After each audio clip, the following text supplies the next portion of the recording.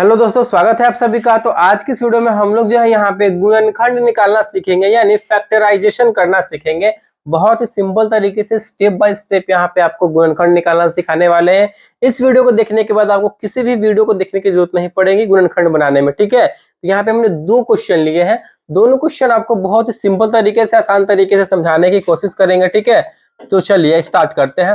पहला क्वेश्चन यहाँ पे हमारा क्या दिया गया है, x² + 7x + 12 यहाँ पे हमारा दिया गया है। ये जो हमारा नंबर होता है, देखिए इसमें समझिए कौन क्या होता है। जो नंबर्स वाला हमारा जो होता है, जो अंक वाला होता है, ये हमारा जो होता है ये अचर पद होता है, ठीक है। ये हमारा अचर पद होता है, यानी कांस्टेंट होता है, कांस्टेंट होता है। इस बात का ध्यान रखना है, ठीक है। और हमारा जो x वाला टर्म होता है, ये हमारा जो है x वाला टर्म जो होता है, ये हमारा जो है चर पद होता है, ठीक है। चर पद होता है, ठीक है। वेरिएबल होता है हमारा, क्या होता है, तो वेरिएबल होता है, क्योंकि इसका मान जो है हमेशा बदलते रहता है। अगर x की जगह पे 2 रख देंगे तो 7 दूना 14 यहाँ पे बदल जाएगा, 3 रखेंगे तो यहाँ पे ये बदल जाएगा। इसीलिए ये हमारा चर पद होता है, वेरिएबल होता है, ये बदलते रहता है। और जो सिर्फ नंबर्स वाला होता है, अचर पद होता है, वो उसका मान बदलता नहीं, वो कांस्टेंट का कांस्टेंट रहता है, ठीक है। ये आपको समझ में आ गया। चलिए इस क्वेश्चन को हम सॉल्व करते हैं। गुणनखंड इसका हम लोग निकालते हैं।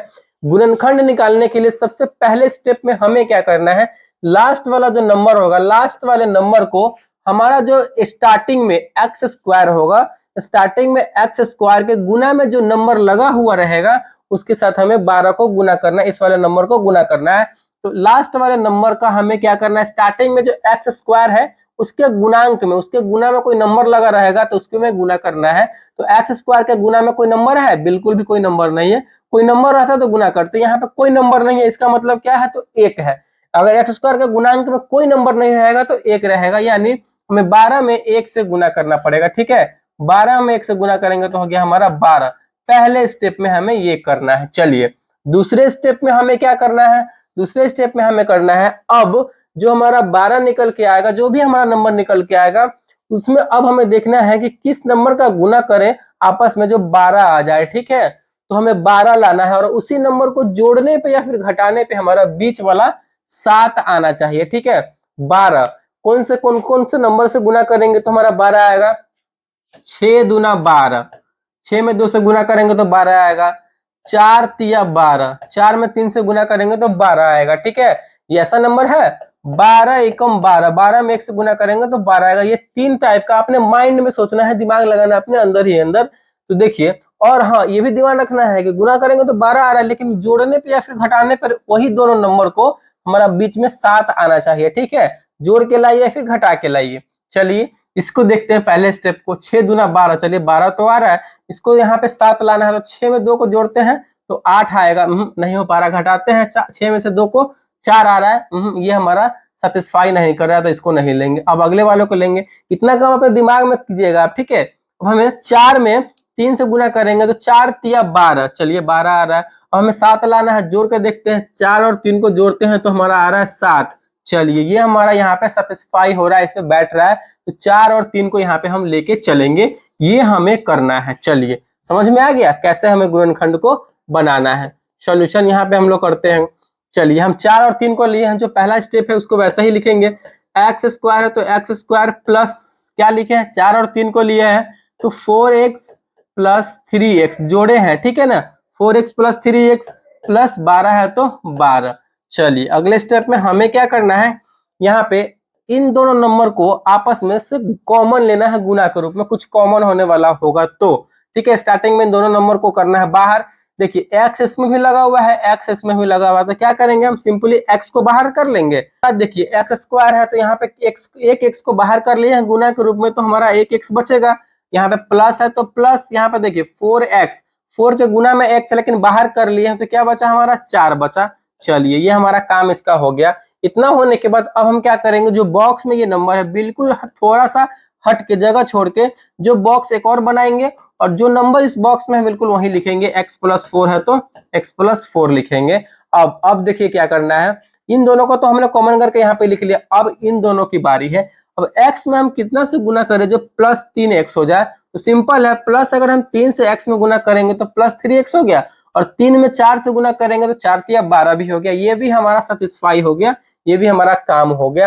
अब हमारा लास्ट स्टेप है यहाँ पे करने का। देखिए अब हमें क्या करना है, इस बार इसको और इसको साथ में लिखना है x + 3, ठीक है। अब देखिए दोनों सेम है, बॉक्स के अंदर किसी एक को लिख दीजिए x + 4। चलिए यहां से जो है हमने x + 3 इंटू x + 4, यही जो है हमारा दो गुणनखंड निकल के आया है, दो फैक्टराइजेशन निकला है, यही हमारा आंसर हो जाएगा इस द्विघात समीकरण का, ठीक है। तो इस तरीके से जो है हम गुणनखंड को, फैक्टराइजेशन को बनाते हैं। आई होप ये वाला क्वेश्चन आपको समझ में आ गया होगा। चलिए दूसरा क्वेश्चन को यहाँ पे हम लोग समझते हैं। दूसरा क्वेश्चन हमारा क्या दिया गया है, दूसरा क्वेश्चन हमारा क्या बोल रहा है, 2x² + 3x - 9। हमें सबसे पहले स्टेप में क्या करना है, गुणनखंड बनाते समय जो लास्ट वाला नंबर रहेगा उस नंबर को हमें स्टार्टिंग में जो x² रहेगा और उसके गुना में जो नंबर लगा हुआ रहेगा उसमें गुना करेंगे। तो यहाँ पे x² का गुना में 2 लगा हुआ है, यानी 9 में हमें 2 से गुना करना पड़ेगा। 9 में 2 से करेंगे तो हमारा हो जाएगा 18।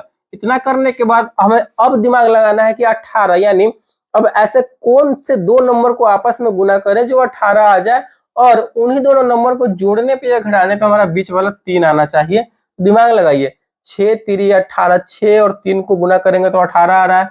6 में से अब 3 लाना है, तो 6 में से 3 को घटाएंगे तो हमारा आ रहा है 3, और 6 और 3 को जोड़ेंगे तो हो रहा है 9, यानी यहाँ पे घटाने पे हमारा 3 आ रहा है और 6 और 3 से ही हमारा काम बन रहा है, तो हम 6 और 3 को ही लेंगे, ठीक है। ऐसे हमें करना है, समझ में आपको आ रहा होगा। जो पहला स्टेप है नंबर वो लिखेंगे 2x², 6 और 3 को लिए हैं प्लस, तो 6x माइनस किए हैं 3x, तब ना 3x आया है, तो -3x। 6 और 3 को लिए हैं, 6x - 3x -9 है, तो 9 जो जैसा है वैसा लिख देंगे। चलिए अगला काम हमें क्या करना है, एक बार इन दोनों को साथ में रखेंगे और इसमें से जो कॉमन होने वाला होगा गुना के रूप में बाहर, उसको कर लेंगे। देखिए x यहाँ भी लगा हुआ है, x यहाँ भी लगा हुआ था, ये x तो बाहर होगा ही होगा, लेकिन अब हम 2 को बाहर करते हैं, इसमें से भी 2 कॉमन हो जाएगा, 2 × 3 = 6, इसमें भी 2 आ रहा है, तो यहाँ पे ये भी बाहर हो जाएगा, तो यानी 2x को हम बाहर कर लेंगे। 2x² है, 2x को बाहर कर लिए, यहाँ पे सिंगल x बचेगा, प्लस है तो प्लस, यहाँ पे देखिए 6x है, हम 2x को बाहर किए हैं तो 2 × 3 = 6, यानी 3 यहाँ पे हमारा बचेगा, x नहीं बचेगा क्योंकि x तो साथ में है, तो हमारा 3 दूना, देखिए इसको गुना करेंगे तो ये पूरा कंप्लीट हो जाएगा। 2x में x से करेंगे तो 2x² और 2x में 3 से करेंगे तो 3 दूना 6x, ठीक है। ऐसे हमें करना है। जो बॉक्स बना है बिल्कुल थोड़ा सा जगह छोड़ के एक और बॉक्स बना के नंबर जो है उसको लिख देंगे, x + 3 है तो x + 3। अब हमें क्या करना है, इन दोनों का काम करना है हम, यानी हम यहाँ पे कौन सा नंबर रख के x में गुना करें जो -3x हो जाए। सिंपल है, -3 से x में करेंगे तो -3x, और -3 में अब +3 से करेंगे तो 3 × 3 = 9 माइनस में हो जाएगा। लास्ट स्टेप हमारा क्या करना है, इसको और इसको साथ में लिखना है एक बार, तो 2x - 3 को साथ में लिखेंगे और दोनों सेम है तो किसी एक को लिख दीजिए x + 3। यहाँ पे हमारा जो है यही दो गुणनखंड जो है निकल के आ गया आंसर इस वाले हमारा गुणनखंड का द्विघात समीकरण का 2x - 3 × x + 3। तो इस तरीके से जो है हम गुणनखंड बनाते हैं, फैक्टराइजेशन करते हैं। आई होप ये समझ में आपको आया होगा, अच्छे तरीके से आपने सीखा होगा। तो अगर वीडियो को अच्छा लगा और पसंद आया तो प्लीज वीडियो को लाइक कीजिएगा, चैनल पर नए हैं चैनल को सब्सक्राइब जरूर कीजिएगा। Thank you.